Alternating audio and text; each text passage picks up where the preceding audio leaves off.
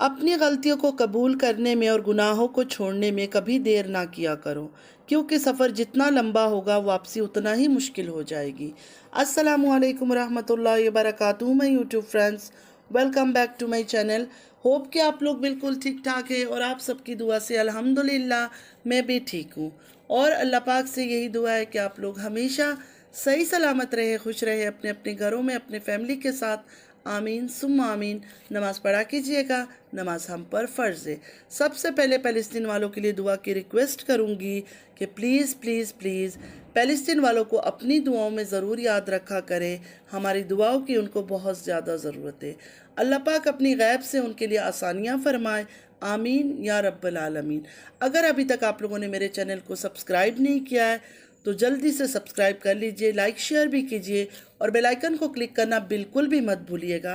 Bell icon click करने से ये होगा कि जब भी मैं कोई वीडियो अपलोड करूँगी सबसे पहले नोटिफिकेशन आप लोगों को मिलेगा। और आज का वीडियो को बिल्कुल मिस मत कीजिएगा, स्टार्ट से लेकर एंड तक सुनिएगा ज़रूर। चलिए स्टार्ट करते हैं आज का रिएक्शन। सबसे पहले तो आज मैं तारा की जो टी सिस्टर है, जो इस्लामाबाद में उनकी टी सिस्टर बनी हुई है, उन पर बात करूँगी। आज के रिएक्शन में मैं दीदी के बारे में, बीबी के बारे में, फातिमा के बारे में, सुमेरा के बारे में, सानिया के बारे में, सब के बारे में कोशिश करूँगी थोड़ी थोड़ी बात करने की। लेकिन सबसे पहले आज हम बात करेंगे तारा की जो सिस्टर है टीजी, उनके ऊपर बात करेंगे। उनकी मैंने वीडियो देखा, उसमें वो कुछ बातें कर रही थी तो मेरा दिल चाहा मैं उनसे कुछ सवाल करूं। टीजी का कहना है वो एक अच्छी बैकग्राउंड से ताल्लुक़ रखती है, बेशक इसमें कोई शक नहीं, आप एक अच्छी फैमिली से बिलोंग करती होंगी, इसमें कोई शक हमें भी नहीं है। तो मेरा आपसे ये सवाल है इज़्ज़त के साथ कि आप फिर इस दलदल में क्यों आई? आपको तो पता था यूट्यूब में जो भी चल रहा है लास्ट 2 ईयर्स से। आप कहती है पहले से ही मैं तारा को जानती थी, जब वो सऊदीया भी नहीं गई थी तब से आप तारा को जानती है। तो इतने टाइम से तो आपको पता चल गया होगा, जब से तारा यूट्यूब में आई है और फेमस हुई है तब से तारा पर कौन कौन सी गंदी बातें नहीं किया जा रहा है। हर बात उस पर गंदगी से शुरू होती है, गंदगी पे ख़त्म हो जाती है। मतलब जो उसके हेटर्स से गंदी गंदी बातें उसकी निकाल कर लाते, कभी तारा की फ़ोटोज़ निकाल कर ले आते, कभी कुछ निकाल कर ले आते, कभी पार्लर वाली कहानी लेकर आ जाते। मतलब जो भी ए टू ज़ी बात है ना, गंदा गंदा गंदा ही बातें निकलती रही। लेकिन अगर सऊदीया जाने से पहले भी आप उसको जानती है, तो जब सऊदीया से वापस वो आई, आने के बाद उनकी बहन ने कुछ ही मंथ में ऐसा एक गंदा न्यूज़ लेकर आई कि मेरे शौहर के साथ, मतलब तारा जी ने अपने बहनोई के साथ जेड का काम किया। तो आपने भी ये बात सुना होगा, हर बात आपको पता होगा। उस टाइम तो आप ऑन कैमरा आई ही नहीं थी। मतलब जब तारा को आप छोटी बहन कभी बेटी मानती है तब आप कहाँ थी? उसी टाइम कोई स्टेप आपने क्यों नहीं लिया? तारा ने अपना हेयर कट किया, ब्रो शेव किया, कितना कुछ हुआ उन दिनों में। आप उसको बहन बेटी मानती है। कोई बहन या माँ कैसे बर्दाश्त कर सकती है कि उसकी औलाद हो या बहन की इज्जत पर इस तरह का सरेआम सोशल मीडिया पर बात की जाए, इस तरह के बहतान लगाया जाए? और आप अगर कुछ कर सकती थी, मतलब अगर आप में पावर है, जैसे कि आप कहती है कि आपके हस्बैंड किसी अच्छे पोस्ट में है, पाकिस्तान से नहीं हो तो ज़्यादा बातें मुझे पाकिस्तान के बारे में नहीं इन्फॉर्मेशन है, लेकिन जो बातें मैंने सुनी है तो आप तो बहुत कुछ कर सकती थी। तो आपने उस टाइम क्यों नहीं किया? उस टाइम आप कुछ कर लेती सामने खड़ी होकर कि हाँ मेरी बहन पर, मेरी बेटी पर वो ऐसी नहीं है, फिर भी उस पर इतना गंदा गलीज तरीन बहतान लगाया जा रहा है। मैं तो बहुत अच्छा होता, सब आपकी इज्जत करते। लेकिन आपने क्या किया? आप जैसे ही ऑन आई, ऑन कैमरा आई, आपने चैनल बनाया, लाइव लाइव आपने खेलना शुरू किया और ऐसा लगता है जैसे ट्रक की बत्ती के पीछे आपने सबको घुमाना शुरू कर दिया। मैंने केस कर दिया है, मैंने सऊदीया केस का लेटर भेज दिया, वहाँ लेटर पहुँच गया होगा, ये हो गया होगा, वो हो गया होगा, बहुत अनकरीब सबको पता चल जाएगा। मेरे से केस का अपडेट लेते रहना। कहाँ है सब कुछ? सब लोग कह रहे थे कि नहीं नहीं इसने कोई केस वेस नहीं किया होगा। हालांकि शुरू में सब लोग डर रहे थे। शुरू में जब आपने ये सब बातें की ना, मुझे खुद नज़र आया था कि कुछ रिएक्शनिस्ट जो है पुराने, वो डर गए थे आपसे। डर कर वो लोगों ने सलमा का साथ छोड़ दिया था कि अब हम सलमा को सपोर्ट नहीं करेंगे, क्योंकि सलमा ने हमें कोई ठोस सबूत नहीं दिखाया। लेकिन जब धीरे धीरे धीरे धीरे उन्होंने देखा सिर्फ आप बातों की बातें कर रही है, कोई काम की चीज़ आपने किया नहीं है, सिर्फ आप बात कर रही है और ट्रक की बत्ती के पीछे सबको घुमा रही है, कोई केस नहीं हुआ, कुछ नहीं हुआ, मतलब कहने का ये है कि उनका डर उस वक्त फिर ख़त्म हो गया, उनको पता चल गया कि ये कुछ नहीं करने वाली है, सिर्फ ये बातें कर रही है। आपने कहा जलन हसद करते हैं लोग तारा के सपोर्टर्स। देखिए, सपोर्टर से या हेटर से मुझे तो नहीं पता कौन सपोर्टर से कौन हेटर से। इन बहनों ने तो सबको ही ख़त्म कर दिया, सबको ही मतलब सलाम दे दिया कि चलो दफ़ा हो जाओ, हमारी ज़िंदगी से सपोर्ट नहीं करो। फिर भी अगर ज़बरदस्ती के वो लोग सपोर्ट कर रहे हैं तो कुछ नहीं कह सकते। मैं मानती हूँ इस बात को कि कुछ लोगों को जलन हसद होगा, चाहे वो हेटर्स हो चाहे सपोर्टर्स हो। देखिए, ज़रूरी नहीं कि कोई कड़वा बात कर रहा है तो वो हेटर्स हो जाए, या कोई मीठी मीठी बातें कर रहा है तो वो सपोर्टर्स हो। दिल में किसका क्या है हम कोई नहीं जानते, और ना कभी हम पता लगा सकते हैं कि किसके दिल में क्या बात है। अगर तारा के करीब आपको देखकर कुछ लोग जलते हैं, कुछ गिने चुने लोग जलते हैं, तो जलते होंगे, हसद करते होंगे। उनमें से तो हम नहीं हैं, हम छोटे छोटे यूट्यूबर हैं, हमें क्या है। आप तारा को सर पे बिठाए, तारा आपको सर पे बिठाए, हमारा कोई लेना देना इसमें है ही नहीं। ना मैं किसी को बुरा समझती हूँ, ना मैंने कभी किसी के करेक्टर पर बात की। आपको भी मैं अच्छा ही समझती हूँ, लेकिन इस जगह पर मैं इसलिए आपसे सवाल कर रही हूँ कि आप जो केस का कर रही थी, उन केसों का क्या हुआ। जब से आप आई है वाईटी में, तब से केस का अनाउंसमेंट करती रही फुल कॉन्फिडेंस के साथ। अब पता चल जाएगा, ये होगा वो होगा, मेरे से केस का अपडेट मिलेगा, सऊदीया लेटर भेज दिया है। हमें लगा सच में आपने कुछ तो कर ही लिया होगा। लेकिन ये बात मैंने सोचा, क्योंकि मैं ना तो हेटर्स ग्रुप में हूँ ना ही सपोर्टर्स ग्रुप में हूँ, मुझे लगा शायद सच में आपने कुछ कर लिया। फिर आपकी वॉइस लीक हुआ, उसमें आप एफआईआर वाले से लेकर अपने ही इदारों के लोगों को गाली दे रही थी, और रिश्वत ब्राइब किसको कितना दिया हिसाब बता रही थी किसी को, और बाकी कितना देना है लेना है ये सब बातें कर रही थी। यहाँ तक कि कब किसको आपने बिरयानी खिलाया वो भी आप बता रही थी। एक बात तो बताएं, जब से आप आई है आपने क्या किया, मुझे बताएं। आपने किसका क्या बिगाड़ा? सिर्फ बातें बातें, बड़ी बड़ी बातें आपने की, बाकी कुछ भी नहीं किया। आप एक अच्छी फैमिली से बिलोंग करती है, आपको सब पता था कि इस ख़ानदान को लेकर लोग क्या बात करते हैं। इनको लोग देखते भले हैं, भले इनको देखते हैं, मज़ा लेते हैं, मगर इन लोगों की कोई इज्जत नहीं है। फिर भी आपने चैनल बनाया, लाइव करती रही। क्यों? आपके हस्बैंड, आपके बच्चे, किसी ने आपको नहीं रोका कि ये फैमिली इतना बदनाम है, इनके साथ इन्वॉल्व नहीं करो खुद को। अगर आपको पैसा नहीं चाहिए था तो आपने चैनल क्यों बनाया, और क्यों रात दिन इस चैनल को देती रही, क्यों लाइव आती रही। आप कहती है आप बड़े बड़े इदारों के साथ भी काम करती है, और पता नहीं कहाँ कहाँ सोशल वर्क, ये वो बहुत कुछ आप करती है। तो आपको इतना टाइम कहाँ से मिलता है कि वाईटी वाईटी खेलना, लाइवों में आना, बातें करना, कैसे टाइम मैनेज करती है आप? ये बात हकीकत है, जब आप स्टार्टिंग में आई थी कुछ लोगों ने गाली गलौज बंद कर दिया था। उनको लगा था कि आप सच में कुछ ना कुछ करेगी, मतलब कानूनी कार्रवाई कुछ करेगी। लेकिन वक्त के साथ साथ उन लोगों को पता चल गया कि आप कुछ नहीं कर सकती है, ना ही उनका कुछ बिगाड़ सकती है। और आप किन औरतों को गलीज बोल रही है? जो बच्चों पर बात करती है। एक तरफा तो कोई बात नहीं करता है, दोनों तरफ से बात होती है, चाहे वो सलमा सपोर्टर हो चाहे तारा सपोर्टर हो, दोनों। लेकिन आपकी भी गालियों की वॉइस लीक हुआ था कि आप किसी को गाली दे रही थी गंदी गंदी। और आपने अपने पैनल में जिन औरतों को बिठा रखा है, आपको पता है, जब मैं सलमा को थोड़ा सा सपोर्ट करती थी शुरू शुरू में, जब सलमा आई थी यूट्यूब में रोकर, तो मुझे भी लगा था बिल्कुल सच बोल रही है, तब मैंने भी सलमा के हक में ही आवाज़ उठाई थी।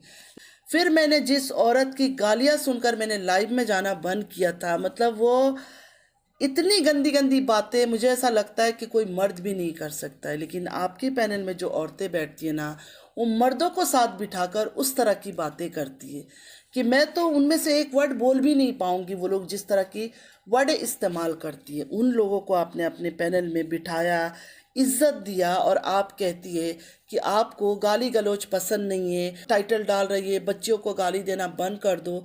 तो पहले शुरुआत अपने पास से करें। जिनको आपने लाइवों में बिठाया है उनको पहले आप रोके कि औरतों को गाली देना बंद करे, बच्चों को गाली देना बंद करे। आपके पैनल में जो औरतें बैठती है उनकी ज़बान सुनकर मुझे औरत होने पर कई बार शर्म आता था कि ये किस तरह की औरतें हैं।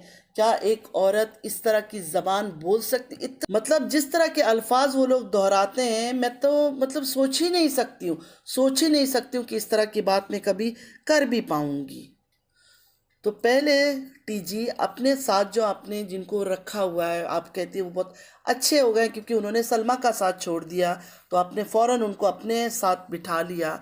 तो उनकी ज़बान को पहले गौर करें कि वो किस तरह की बातें करते हैं, किस तरह की गालियाँ देते हैं। आदमी उनके साथ बैठे होते हैं और वो गंदी गंदी बातें कर रहे थे, और छोटी मोटी गंदी बात नहीं करते हैं, बहुत बड़ी बड़ी गंदी बातें वो लोग करते हैं। पहले उनको रोके, फिर आपकी लोग इज्जत करेंगे, कहेंगे कि नहीं टीजी बहुत अच्छी औरत है कि वो सबको रोक रही है, वो हेटर सपोर्टर्स नहीं देख रही है, वो सबको गालियों से रोक रही है, तब जाकर आपकी इज्जत होगी। ऐसे आपकी इज्जत कोई भी नहीं करेगा। चलिए आप बात कर लेते हैं डीडी के बारे में। डीडी का कहना है कि लोग बैड कमेंट करते हैं थर्ड निकाह पर, तो डीडी ने इस्लाम का सहारा लेते हुए कहा कि निकाह करना गुनाह नहीं है। सही बात है डीडी, बिल्कुल सही बात है, निकाह करना गुनाह नहीं है, लेकिन अय्याशी, बदमाशी और यूट्यूब में कंटेंट क्रिएट करने के लिए निकाह करना गुनाह है। लोगों की एक और बात मुझे समझ नहीं आता है, कहते हैं कि वो मासूम नाटकबाज औरत जो एक्ट्रेस है फातिमा, उसके पास चले जाओ, लेकिन उससे पहले सानिया को तलाक दे दो। ये कौन सी बात हो गई? तलाक कैसे दे दो? निकाह कोई मजाक है क्या? मतलब निकाह करने के बाद उसको छोड़ दो, क्यों? निकाह करने के बाद क्यों छोड़ दे? फातिमा ने करवाई है ये शादी फातिमा ने करवाई है, आप लोग भूलो मत। रिएक्शन ये लोग सिर्फ खेल रहे हैं, वरना आपस में इनका सब कुछ सेट है। फातिमा और सानिया की भी बातचीत होती है, हर चीज़ होती है, कोई एक दूसरे की ये लोग दुश्मन नहीं है। इनको पता था कि हम लोग ये सब चीज़ें करेंगे तो ही हमें डॉलर मिलेगा, व्यूज़ मिलेगा, सब्सक्राइबर मिलेगा, और वो चीज़ उनको मिल रहा है। तो इस वजह से ये बात तो बिल्कुल गलत है कि तलाक दे दे। नई शादी हुई है तो तलाक तो बनता ही नहीं है। ऑफ कैमरा ये लोग खाते पीते गप्पे लगाते हैं, हंसते हैं जो व्यूअर्स है, सब्सक्राइबर्स है, उनके ऊपर कि देखो इनको हमने कैसे उल्लू और बेवकूफ़ बना रखा है। अच्छा, डीडी ने अली के बारे में कहा कि अली जब से आयशा के पास गया है, मैंने एक दफ़ा भी अली से बात नहीं किया। मतलब अली से बात किसी ने करने नहीं दिया डीडी को, कि जब से वो आयशा के पास गया है उसको बात करने ही नहीं दिया। उसके बाद डीडी ने कहा कि अम्मी ने कहा, सब ने मिलकर मुझे समझाया कि उसको उसकी माँ के पास ही रहने दो, वो वहाँ खुश है, अच्छा है। तो बिल्कुल वहाँ खुश है, नज़र आता है वो खुश है, क्योंकि यहाँ जब वो रहता था वो बच्चा सहमा हुआ रहता था। आप लोगों ने भी देखा होगा, फातिमा कितना ही बोल दे कि मैं प्यार करती थी, कभी भी मैंने फातिमा को उसको प्यार करते हुए, उसके सर पे हाथ रखते हुए नहीं देखा। अली कोई बहुत बड़ा जवान लड़का नहीं था, मैंने कभी उस औरत को प्यार की नज़र से अली को देखते हुए नहीं देखा। सिर्फ और सिर्फ अपनी बेटियों को लेकर ही रहती थी, और डीडी भी यही करता था, पूरा दिन बस अपनी दोनों बेटियों को लेकर उछल कूद करता था। अली बात भी करता था तो अली को ये लोग इग्नोर करते थे। कमेंट्स में जो व्यूअर्स से, सब्सक्राइबर्स से, वो लोग कमेंट करते थे कि तुम अली को बहुत इग्नोर करते हो, सही नहीं है बच्चे के साथ ऐसे करना, कम से कम वो कोई सवाल करता है, कुछ करता है, उससे बातें करो। तब जाकर डीडी ने धीरे धीरे अली से बात करना शुरू किया, वरना वो बच्चा बिल्कुल इग्नोर लिस्ट में होता था। मुझे आज भी याद है, संडे के संडे शायद वो रहने जाता था तारा के घर में, उस टाइम पर उस बच्चे के चेहरे में एक अलग ही खुशी होती थी। वरना इनके पास जब रहता था ना, सहमा हुआ रहता था, कभी फादिया उसके हाथ से कुछ छीन रही है, कभी कोई कुछ छीन रहा है, और लोग कमेंट करते थे कि फादिया को तमीज़ सिखाओ कि वो बड़ा भाई है, उससे इस तरह बदतमीज़ी ना किया करे। इस तरह जो अच्छी बनी फिर रही है ना कि नहीं नहीं अली को मैंने इतना प्यार दिया। किसी को पाल लेना मजबूरी समझकर और प्यार देने में बहुत फ़र्क है। बेशक उसने पाला होगा, ख्याल रखा होगा, लेकिन प्यार नहीं दिया उसको, जो एक माँ का प्यार होता है ना, वो कभी फातिमा ने उसको नहीं दिया है। ये तो फातिमा ने मौके से फ़ायदा उठाया, अपने सर से अली को हटाने के लिए। फातिमा ने जैसी तीसरी शादी की बात निकली, बाहर आई, तो फातिमा ने ये लगा दिया कि अली बिगड़ रहा है, इधर चला जाता है, उधर चला जाता है, और बीबी भी इस खेल में शामिल था। मतलब सब ने मिलकर, डीडी, बीबी, फातिमा, सब ने मिलकर अली को अपने सर से, जो बोझ इनके सर पे था ना, वो उसको हटा दिया, अपनी माँ की तरफ दे दिया। अब उसकी माँ उसके सारे खर्चे उठा रही है, हर चीज़ उठा रही है, डीडी को कुछ नहीं देना पड़ रहा है। अगर कोर्ट में लड़ाई झगड़ा करके वो लेती तो डीडी को भी उसका खर्चा देना पड़ता, तो अब शायद वो डीडी खर्चों से बच गया, अपने आप को उसने बचा लिया।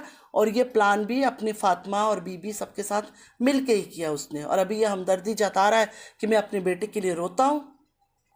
और वो जो चालाको है फातिमा, वो बोलती है मैं घर बनाऊंगी, मेरा बेटा है, ये वह, कोई बेटा वो उसको मानती नहीं है, कोई एक कतरा भी प्यार नहीं करती है, सिर्फ और सिर्फ लोगों को सुनाना होता है कि मैं बहुत अच्छी हूँ। फिर वही पुराना रोना डीडी का कि 1 साल का था अली, मैंने पाला था उसको, 10 साल तक मैंने पाला। उसके बाद अभी सगी माँ आ गई, उसको अपनी बेटे की याद आ गई। मतलब आयशा के बारे में बोल रहा है कि वो आई और आकर लेके चली गई कि मेरी औलाद मुझे दे दो। वैसे डीडी वो लेकर नहीं गई थी ना, वो आई थी। आपकी बीवी जो फातिमा जी है, आपकी प्यारी फातिमा, जो लाइव में बैठ के आपको कह रही थी लव यू कहो, हमें घुमाने लेकर जाओ, उसने कॉल करके कहा था कि आपका बेटा बहुत बिगड़ गया है, आपका बेटा बिगड़ गया, घर में रात को आता नहीं है, ये नहीं करता, वो नहीं करता। तो इतना ज़्यादा मासूम मत बनो ना, अपनी बीवी फातिमा को बनाओ। आप सब ने मिलकर उसको वहाँ भेजा है, ठीक है। आप सब ने ये जाहिर किया कि वो लड़का बिगड़ता जा रहा है, तो बीबी डीडी फातिमा सब ने मिलकर उसको चालाकी से अपने माँ के पास भेजा और अब ये लोग ड्रामा कर रहे हैं। तो चलो, अली का किस्मत अच्छा था, अच्छा हुआ अपने माँ के पास वो चला गया। क्योंकि आप सबको याद होगा दीदी की जब थर्ड न्यूज़ की खबर आई, उसके बाद फातिमा ने कॉल करके आयशा को बुलाया था कि अपने बेटा ले जाओ। फातिमा ने अपना जान छुड़ाया उस बच्चे से। दीदी ने यह बात भी क्लियर किया कि ये दोनों बहनें कभी अलग नहीं हो सकती है, ये दोनों बहनें कभी अलग नहीं हो सकती। जब तक ये लोग कराची में हैं तब तक तो कभी भी ये लोग अलग नहीं होंगे। दीदी का कहना है फातिमा फिर से इसलिए नाराज़ है कि दीदी सानिया के पास 1 घंटे के लिए चला जाता है। दीदी की इस बात पर मुझे यकीन है। फातिमा ने निकाह तो करवा दिया, अब बेचारी से बर्दाश्त नहीं हो रहा है कि दीदी सानिया के पास क्यों जाता है। दोनों का बराबर हक है। फातिमा क्यों नहीं जाएगा? अगर आपने निकाह का परमिशन दिया है तो वो भी उसकी बीवी है, अच्छी है, बुरी है, गंदी है, जो भी है, लेकिन बीवी तो है उसकी। और शादी किया है, निकाह किया है, तो रिश्ता तो निभाना पड़ेगा। जैसे आपके पास आता है उसी तरह उसके पास भी जाएगा। इसके तेवर बदल चुका है। आप लोग खुद देखे पहले की पुराना वीडियो इसका, और अभी दुखी होने के बाद इसकी वीडियोस को देखे। जब से ये पैसे थोड़ा कमाने लगी यूट्यूब से, लोगों से झूठ बोलकर, फेक नाटक करके, अब इस बेचारी के तेवर ही अलग होते हैं। अच्छा, अजीब है इनके जो फ़ैन है, जो इनको पसंद करते, फातिमा के जो फ़ैन है, कमेंट कर रहे हैं फादिया को दीदी से दूर रखो। क्यों बाप है, दूर क्यों रखे? फादिया की माँ जो है वो कौन सी इतनी नेक खातून है, खुद फादिया से एक्टिंग करवाती है, रील्स बनवाती है। शरीफ माएँ अपनी बेटियों को इस्तेमाल नहीं करते हैं डॉलर कमाने के लिए। दीदी ने कौन सी बात कर ली नहीं कर ली उसका सबको परवाह है। फातिमा जो लाइव में बैठ के आई लव यू कहो, मेरी आंखों में देखो, ये सब छिचोरापन कर रही थी, और फादिया सर के ऊपर बैठी हुई थी, सारे बच्चे बैठे हुए थे, तब इसको शर्म हया नहीं आ रही थी। मतलब दीदी ने बोल दिया तो वो बुरी बात है। दीदी तो है ही ऐसा, पूरा घर ऐसे ही है। फादिया को बहुत सारी चीज़ों का पता है। ये खुलेआम अपने बच्चों के सामने गंदी गंदी बातें करते हैं, डिटेल्स में बात करते हैं। तो फादिया से ये बातों कहने का क्या मतलब है? फादिया को दूर रखो। क्यों दूर रखेगी? उनकी आदत है गाली देना, गलोच देना, गंदी गंदी बातें करना। ये सारे एक ही थाली के चट्टे बट्टे हैं, कोई किसी से कम नहीं है। आंखें खोलो आप लोग, प्लीज़ आप लोग आंखें खोलो। ये सब लोग मिलकर आप लोग को सिर्फ और सिर्फ बेवकूफ़ बना रहे हैं। सुमेरा का कहना है कि आपा ने कुछ सोच समझ के ही ये फैसला किया होगा कि अलग होना है। बिल्कुल दिल नहीं है कि हम बहनें अलग हो, लेकिन कुछ हालात ऐसे हैं। सबसे बड़ा joke of the year Sumera ने मारा कि सब बात यहाँ वाईटी में हम आकर नहीं बता रहे हैं। व्हाट अ जोक सुमेरा, कैसे जोक कर रही हो तुम? आपकी बहन अपना पर्सनल प्राइवेट मैटर वाईटी में आंखों को घुमा घुमा कर बताती है, आके लाइव में बैठ के, ब्लॉग में बैठकर, और आप कहती हो हम लोग हर बात आके वाईटी में बताते नहीं है। सुमेरा है तो फातिमा की बहन, वो भी बहुत तेज़ है, लेकिन बात यह ना कि सुमेरा जो है बीबी की वाइफ है, बाबर की वाइफ है, और बाबर कंट्रोवर्सी से ख़ुद को हमेशा दूर रखता है, मतलब दूर रखने की कोशिश करता है। इस वजह से सुमेरा इतना कंट्रोल में रहती है, वरना ये भी अपनी बड़ी बहन की तरह ही शुरू हो जाती हरकतें करने पर। लेकिन बीबी जो इन चीज़ों से खुद को बचा के रखता है, इस वजह से सुमेरा को भी खामोश रहना पड़ रहा है। उम्मीद है आज का वीडियो आप लोग को अच्छा लगा होगा। अगर अच्छा लगा है तो लाइक सब्सक्राइब शेयर ज़रूर कीजिएगा। नमाज़ पढ़ा कीजिएगा, नमाज हम पर फ़र्ज़ है। अल्लाह पाक हम सबको नेक हिदायत दे, हमारे औलादों को नेक हिदायत दे, आमीन या रब्बल आलमीन। चलती हूँ, दुआ में याद रखिएगा। ज़िंदगी रही फिर मुलाकात होगी। अल्लाह हाफिज़।